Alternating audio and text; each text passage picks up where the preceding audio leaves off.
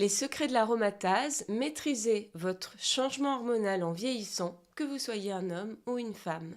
En vieillissant, les changements hormonaux bouleversent notre corps. Certains hommes voient leur corps se féminiser avec l'apparition parfois et souvent d'un ventre proéminent et un arrondissement global de leur forme.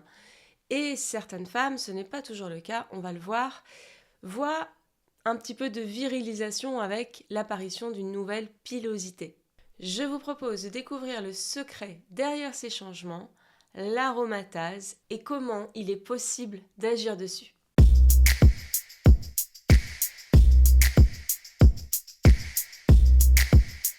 Bonjour à vous et bienvenue si vous me rejoignez pour la première fois sur cette chaîne. Je me présente à vous rapidement. Je suis Florence Pinheiro-Hortolan, je suis praticienne en micronutrition, une approche globale et naturelle qui vise à réharmoniser le fonctionnement du corps en prévention et aussi parfois en curatif. Cela n'est pas une approche médicale. Je vous invite à découvrir tout cela sur mon site, sur ma chaîne, à vous abonner à ma lettre d'information où vous recevrez ainsi des vidéos, des articles, des liens également vers des conférences. Bienvenue. Avez-vous remarqué que en vieillissant, les hommes ont tendance à avoir le corps qui s'arrondit. On voit certains qui ont un petit peu de pouce au niveau de la poitrine. Ce n'est pas toujours le cas, mais ça se voit chez certaines personnes. Le ventre a souvent tendance à grossir et à devenir parfois très gros. Le caractère s'adoucit. Les hommes peuvent ressentir moins d'énergie, voient leur libido baisser. Ils perdent en muscles également.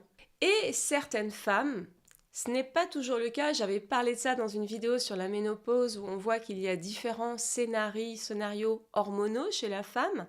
Et donc, parmi ces scénarios, certaines femmes voient leur pilosité augmenter après la ménopause, se virilisant ainsi. Ironie de la nature qui estompe les différences entre les sexes en vieillissant. Mais comme dans tout, il existe des réalités physiologiques derrière ces changements. Et un des secrets clés est l'aromatase. L'aromatase est une enzyme qui a la capacité de convertir les hormones mâles, appelées androgènes, en hormones féminisantes, notamment les œstrogènes.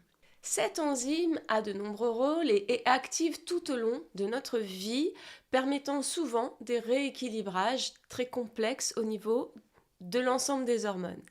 Mais en vieillissant, son activité augmente. On va le voir qu'il y a des facteurs qui font que cette activité augmente. Et bien sûr, cette activité augmente d'autant plus qu'il y a un déclin hormonal chez l'homme et chez la femme en vieillissant.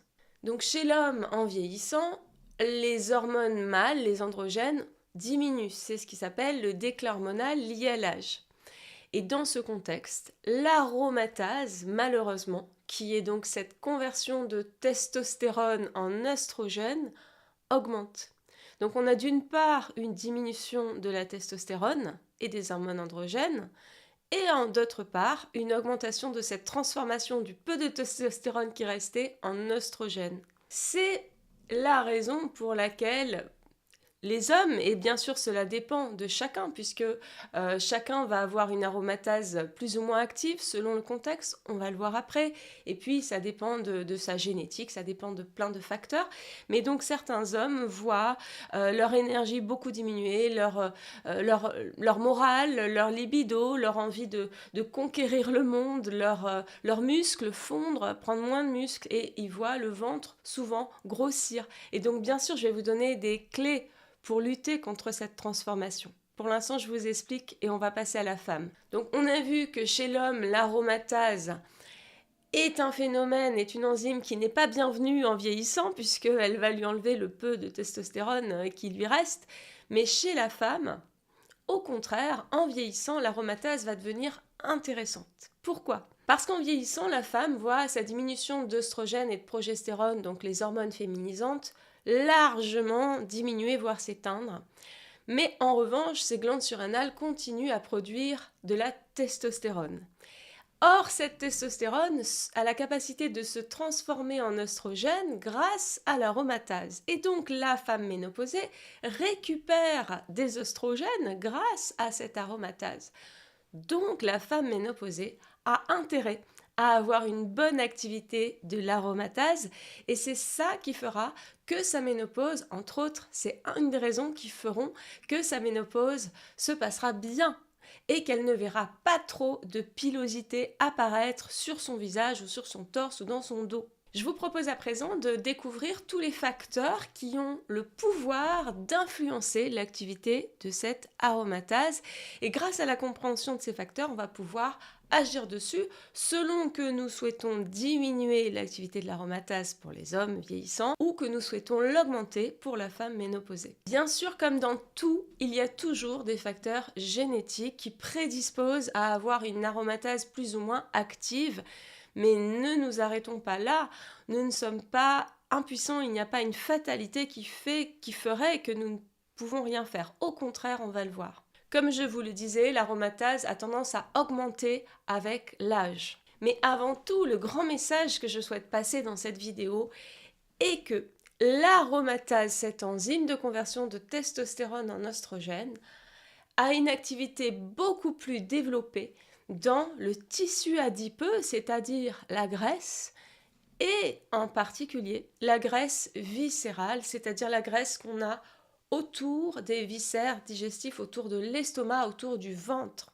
Et donc, le grand message que je souhaite vous faire passer, messieurs, vous avez vu certainement, il y en a beaucoup d'hommes qui, en vieillissant, voient leur ventre de plus en plus grossir. Parfois, la grosseur est assez haute autour de l'estomac. C'est caractéristique. Donc, c'est de la graisse. Si vous touchez, vous ne la sentez pas, la graisse. On a l'impression que c'est comme un ballon. Mais en réalité, il y a de la graisse à l'intérieur, sous votre peau, dans les viscères. C'est la graisse viscérale. Cette graisse viscérale, elle a plein de défauts. Déjà, c'est pas très joli. C'est particulièrement inflammatoire. Donc, ça prédispose à beaucoup plus de maladies métaboliques, cardiovasculaires. Et cerise sur le gâteau, c'est l'ironie de ma part de dire ça, cette graisse viscérale est une usine de fabrication d'œstrogènes. C'est-à-dire que, en voyant votre ventre comme ça de plus en plus gonflé, eh bien, vous fabriquez des hormones féminisantes à partir de la testostérone que vous auriez bien voulu garder pour vous, pour votre énergie, pour votre libido et donc pour vous sentir mieux. Il est vraiment important, si vous souhaitez bien vieillir, lutter contre cette graisse abdominale et je vais vous expliquer comment.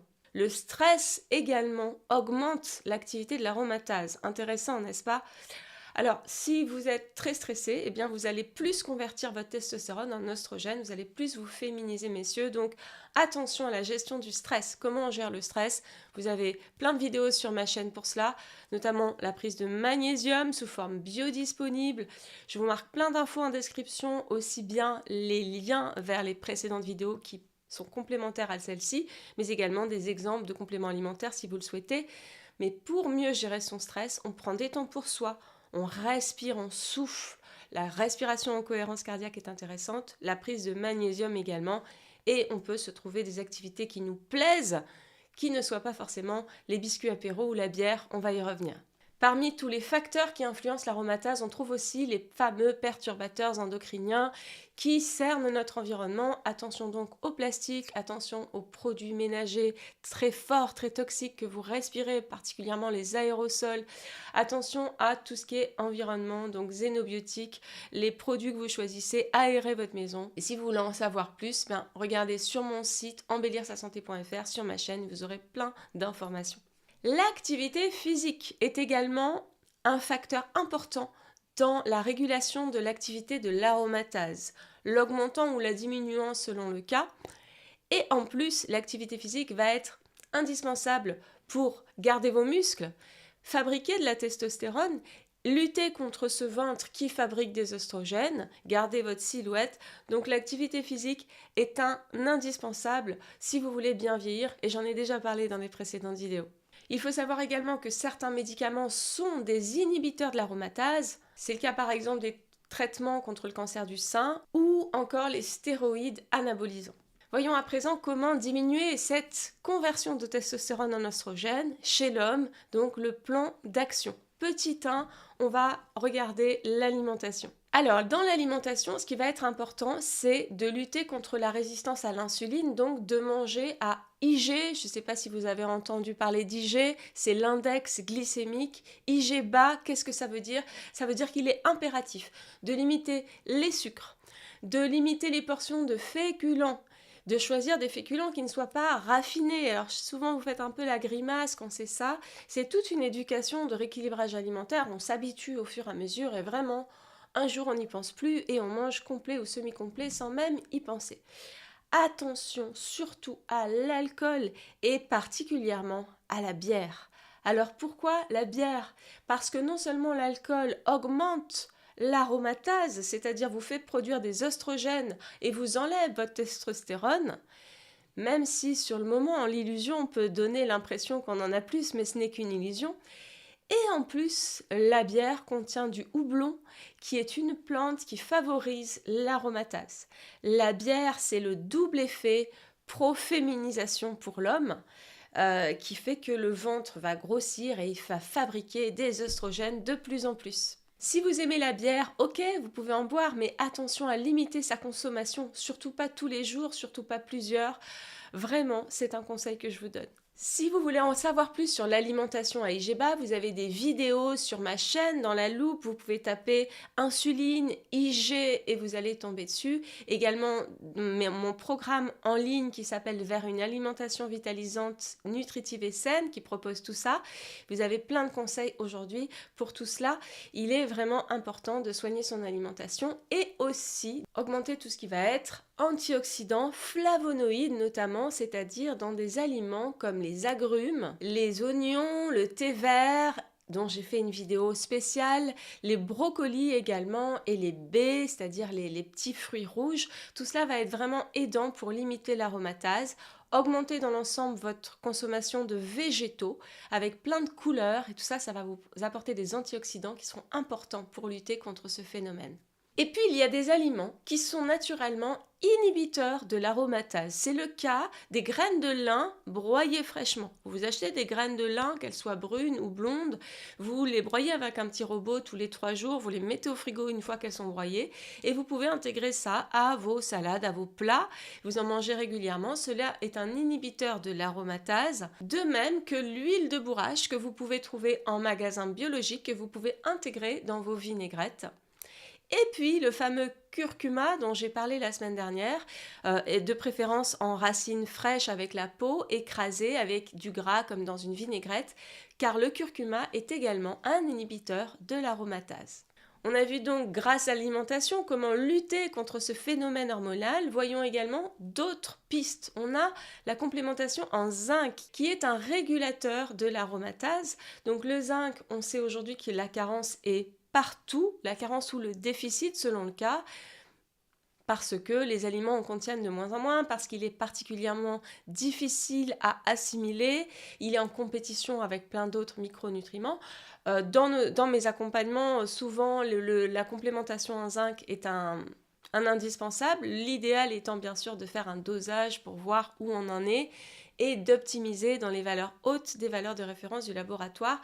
Donc le zinc, vous avez des aliments qui contiennent du zinc, comme les graines de courge, aussi appelées graines de citrouille, ces petites graines plates vertes qui seront très intéressantes. Également les huîtres et les viandes maigres. Et puis si vous partez sur une complémentation, ce que je conseille souvent, eh bien vous avez du bisglycinate de zinc.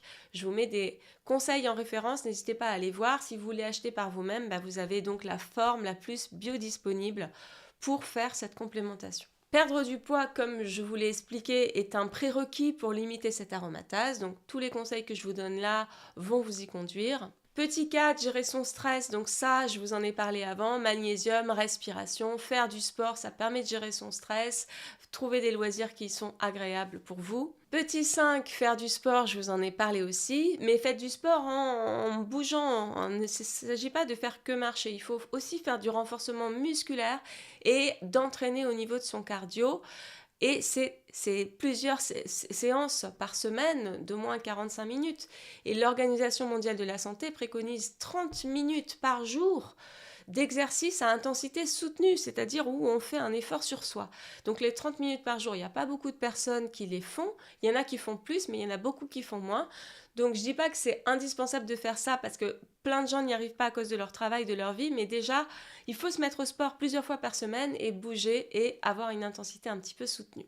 Voyons à présent comment, au contraire, favoriser l'aromatase chez une femme ménopausée qui aurait un profil plutôt androgénique, qui se masculinise avec l'âge, et on va voir donc le plan d'action.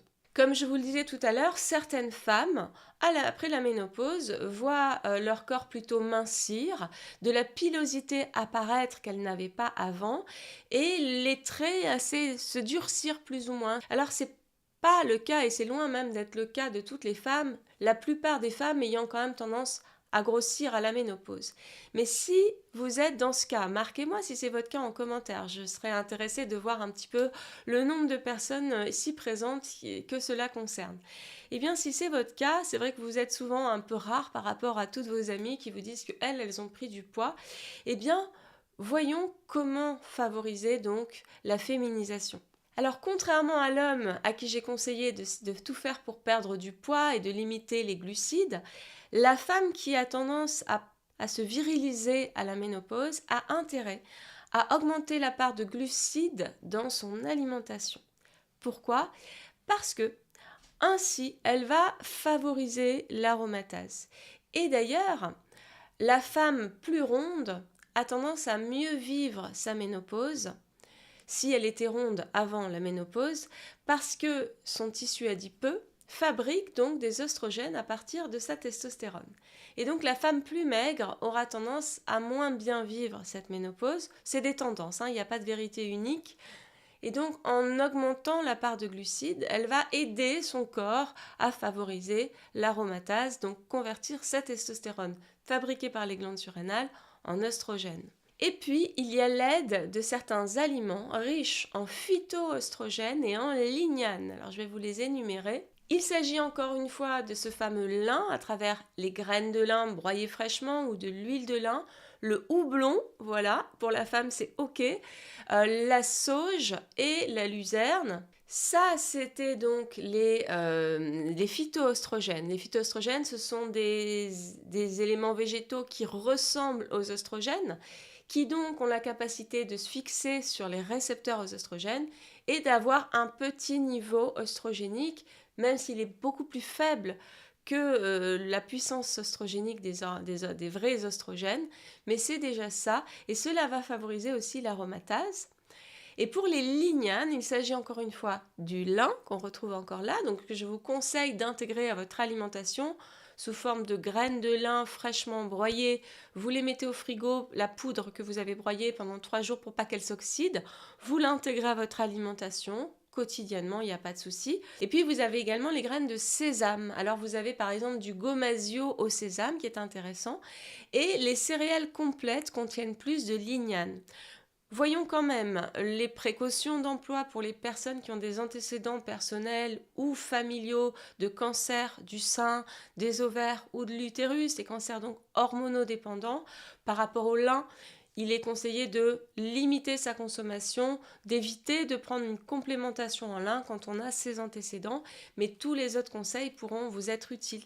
Et puis, cela est valable pour tout le monde, j'en ai souvent parlé dans mes vidéos, optimiser avec prudence son taux de vitamine D permet de mieux réguler l'ensemble de son équilibre hormonal et a un impact aussi sur l'activité de l'aromatase pour la réguler à la baisse ou à la hausse selon le cas.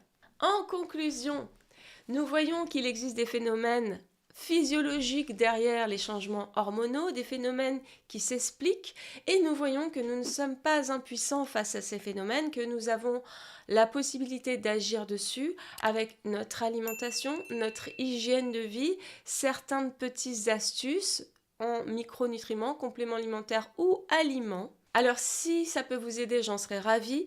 Partagez autour de vous, je crois que c'est important que les personnes connaissent ce phénomène et c'est bien, c'est vraiment important pour votre santé de lutter contre cela. J'attends vos commentaires, vos partages, vos témoignages et je vous dis à la semaine prochaine. Prenez soin de vous.